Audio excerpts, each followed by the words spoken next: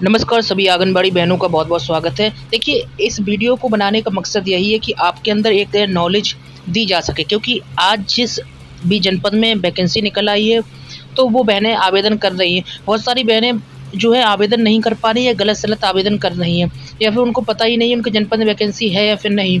वो सब हम आपको बताने वाले, साथ ही आपको बता दें इंस्ट्रक्शन आप लोग पढ़ते नहीं हैं इंस्ट्रक्शन, बल्कि आवेदन जो है भरने से पहले आपको पढ़ना चाहिए। पहले तो इंस्ट्रक्शन आपको शॉर्ट में बता देंगे, जो इंस्ट्रक्शन आपको पालन करना है। देखिए, आवेदिका को सुझाव दिया जाता है कि आवेदन प्रपत्र भरने से पहले जो इंस्ट्रक्शन है वो पढ़ लें।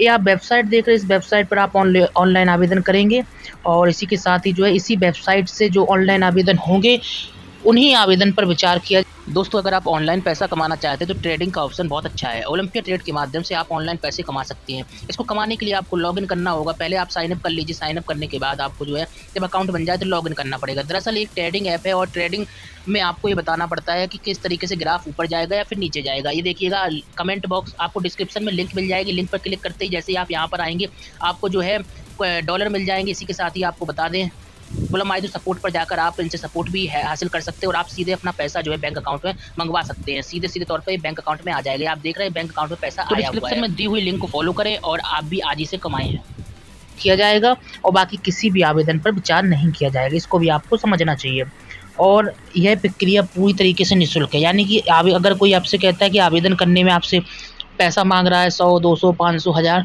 तो आपको पैसा नहीं देना, क्योंकि ये टोटल फ्री है। हाँ, नेट का रिचार्ज भले आपसे खर्चा मांग सकता है, लेकिन वैसे कोई आवेदन का शुल्क नहीं है। आपको बता दें, चयन की जो कार्रवाई होगी जनपद स्तर से संपादित की जाएगी, अतः किसी भी शंका समाधान हेतु आप जो है जिलाधिकारी, जिला कार्यक्रम अधिकारी से बात कर सकते हैं। तो देखिए, यहाँ पर सबसे बड़ी जानकारी दी गई है, लेकिन फिर भी आप लोग जो है ठगों के चक्कर में पड़ते तो ये मत पड़िए। आपको बता दें, ऑनलाइन आवेदन फॉर्म भरते समय सभी प्रविष्टियाँ आपको जो भरना है हिंदी में, एवं नंबर जो है अंक उनको अंग्रेजी भाषा में भरना है। प्रविष्टियाँ भरने के लिए देखो यहाँ पर विशेष सुधारक इत्यादि का प्रयोग नहीं किया जाएगा। ये देखिए चिन्ह दिखाई दे रहे हैं, इन चिन्हों को आपको बिल्कुल यूज नहीं करना है कहीं पर भी। और फार्म भर रहे हैं, प्रविष्टियाँ हिंदी में भर सकते हैं और नंबर जो है अंकों में भरेंगे अंग्रेजी में। आवेदिका को निर्देशित किया जाता है कि अपने ऑनलाइन आवेदन से संबंधित व्यक्तिगत जानकारी जो होती है या फिर पंजीकरण संख्या है, जन्म तिथि है, आधार नंबर है, सामान आईडी है आदि जो है आपको किसी से साझा नहीं करना है। अगर कोई आपसे पंजीकरण नंबर मांगता है तो नहीं देना है, फिर नहीं तो आपके जो है आवेदन में प्रॉब्लम आ सकती है या फिर किसी प्रकार की दिक्कत हो सकती है। आधार नंबर और अन्य जानकारियाँ भी आपको नहीं शेयर करनी है। ये सब बातें हम इसलिए बता रहे हैं क्योंकि अभी कुछ जनपद तो अपडेट हैं, वहाँ पर फार्म भरे जा रहे हैं, लेकिन अभी बहुत सारे जनपद और आने हैं। इसीलिए हम सब जो बातें बता रहे हैं, इन सब बातों को आपको बहुत अच्छी तरीके से सुनना, समझना और अनुसरण करना है। और साथ ही चैनल को सब्सक्राइब कर लीजिए। रोज़ाना 12 बजे तो हम लाइव आते ही हैं, तो 12 बजे भी आपके सवालों का जवाब देने का काम करते हैं। कमेंट भी कर सकते हैं और चैनल को सब्सक्राइब जरूर कर लीजिए, लाइक और शेयर करिए। देखिए, आवेदिका को ये भी ध्यान रखना चाहिए कि ऑनलाइन आवेदन जमा करने के बाद इसमें किसी भी स्तर से बदलाव नहीं होगा। आप जब भी ऑनलाइन आवेदन करें तो ये सोच के करिए कि अब जो है चेंजिंग नहीं होगी अगर आप सबमिट कर देते हैं। बहुत सारे देखिए, अभी बता दें एक जनपद से खबर निकल कर आई थी उत्तर प्रदेश में, जहाँ पर आवेदिका जो आप लोग हैं आवेदन किया था जिन लोगों ने, तो आवेदन करने के बाद बहुत सारे आवेदन ऐसे पाए गए जो अपूर्ण थे, भरे ही नहीं गए पूरे या फिर उनकी जानकारी फिल नहीं की गई, तो उन आवेदनों को जो है निरस्त कर दिया गया। फिर आप कहते हैं कि आपका सिलेक्शन क्यों नहीं हो रहा? सिलेक्शन नहीं होगा अगर आवेदन सही नहीं भरा।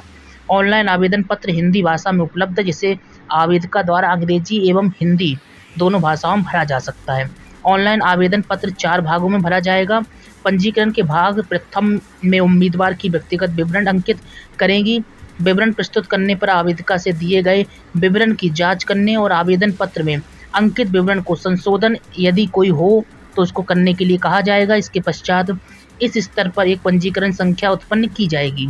आवेदिका को यह सलाह दी जाती है कि भविष्य के संदर्भों में पंजीकरण नंबर को, देखिए जो पंजीकरण नंबर आता है उसको आपको कहीं लिख लेना है सुरक्षित तरीके से, ताकि जो है कभी भविष्य में अगर पंजीकरण नंबर पूछा जाए तो आप इजीली उस नंबर को बता सकें। पंजीकरण के भाग 2 में आवेदिका को शैक्षिक योग्यता भरना पड़ेगा, यानी कि आप कितने पढ़े लिखे हैं। ग्रेड हो, सीजीपीए हो, उसका प्रतिशत की गणना स्वचालित रूप से की जाएगी, उसको लेकर आपको हेडेक नहीं लेनी है। पंजीकरण का भाग 3 आएगा, जहाँ पर अपनी फ़ोटो आप अपलोड करेंगे, सिग्नेचर स्कैन करके अपलोड करेंगे और 20 KB से जो है फ़ोटो का साइज़ ज़्यादा नहीं होना चाहिए और JPG और इस फॉर्मेट में अपलोड करना चाहिए आपको। JPG हो या JPEG हो, PNG हो, इन फॉर्मेट में अपलोड आप कर सकते हैं। पंजीकरण के भाग 4 में आपको बता दें, घोषणा पत्र में भी आपको सहमति व्यक्त करनी होगी। तो ये सब प्रोसेस आपको करने ही होगी। अगर इनमें से एक आध प्रोसेस आपने अगर छोड़ दी तो कहीं न कहीं आप जो है कंप्लीट फार्म नहीं भर पाएँगे। पंजीकरण के भाग 4 में आवेदिका को घोषणा के लिए सहमत होना होगा और आवेदन की अंतिम तिथि से पहले भविष्य में आवश्यक सुधार के लिए सेव ड्राफ्ट का बटन दबा सकते हैं। तो इस चीज़ को भी आप समझ सकते हैं। अब आपको पता है, जब आप फार्म भरेंगे सफलतापूर्वक जब जमा हो जाए, उसके बाद आवेदिका के पंजीकृत मोबाइल नंबर जो आपने डाला होगा उस पर एक मैसेज आएगा। महत्वपूर्ण सूचना, आवेदिका द्वारा आवेदन पत्र भर देने मात्र से आवेदिका का चयन नहीं हो जाता, इसको भी समझिएगा। आप जब आवेदन भर देते हैं तो आपका सिलेक्शन हो गया, ऐसा मत समझिए। मेरिट में आने के बाद, अन्य प्रोसेस होने के बाद ही सिलेक्शन होगा। सक्षम अधिकारी सक्षम जो है प्राधिकारी द्वारा आवेदिका से उनके मूल अभिलेख सत्यापन हेतु मांगे जाने पर उसे नियत समय तक प्रस्तुत करने का दायित्व भी आवेदिका का होगा। जो भी आपसे डॉक्यूमेंट जो आपने ऑनलाइन आवेदन करते समय लगाए हुए हैं, वो सब डॉक्यूमेंट्स आपसे मांगे जाएंगे जब आपका साक्षात्कार होगा। अब यहाँ पर नंबर भी दिया है, कोई सवाल है तो आप ये नंबर पर पूछ सकते हैं। और इसी के साथ ही आवेदन करने वाले व्यक्तियों के लिए बता दूं कि उपयुक्त समस्त महत्वपूर्ण निर्देशों को पढ़ लें, समझ लें अच्छी तरीके से। इस साइट में पढ़े हुए हैं, हालांकि हमने सभी जानकारी आपको मोटे तौर पर दे दी हैं। मन में कोई भी अभी भी सवाल डाउट है तो कमेंट में पूछ सकते हैं। और एक लास्ट जानकारी जो है यहाँ पर नीचे दी गई, इसको भी बहुत महत्वपूर्ण है, क्योंकि आंगनबाड़ी कार्यकर्त्री, मिनी सहायिका के रिक्त पदों हेतु संबंधित ग्राम सभा वार्ड जो ग्रामीण क्षेत्रों हेतु एवं उसी ग्राम सभा एवं शहरी क्षेत्रों हेतु उसी वार्ड के निवासी होना अनिवार्य है। ऐसा नहीं है कि आप निवासी नहीं हो, फार्म भरते जा रहे हैं, तो ऐसा नहीं चलेगा। निवास प्रमाण पत्र आपके पास होना चाहिए।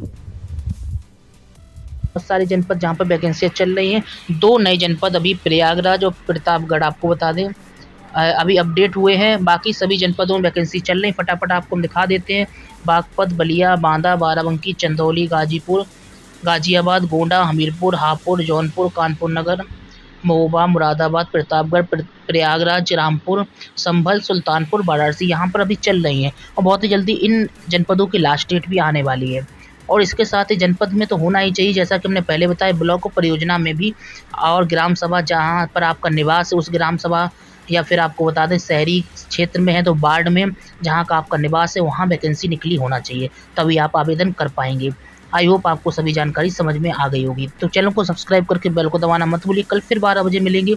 और फेसबुक पर जोड़ना चाहते तो फेसबुक की लिंक भी हम कमेंट बॉक्स में पिन की हुई दे रहे हैं, तो फेसबुक की लिंक कमेंट बॉक्स चेक करिए, फेसबुक पर जुड़ जाइए, वहाँ पर भी आपको काफ़ी खबरें दी जाती हैं। नमस्कार।